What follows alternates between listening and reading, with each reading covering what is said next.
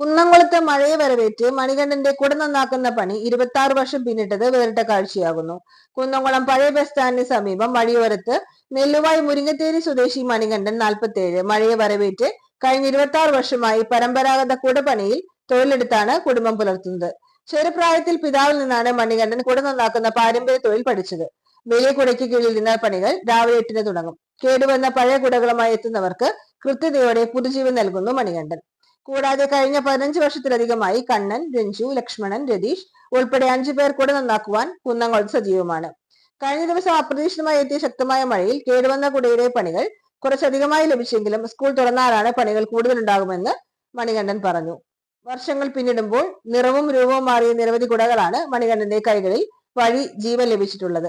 കമ്പനികൾ ഉണ്ടാക്കിയതിലും മികച്ച കുടയാക്കുവാൻ കഴിയുമെന്ന വിശ്വാസമാണ് കുടവിപണിയിൽ ഇവരെ മികച്ചതാക്കുന്നത്.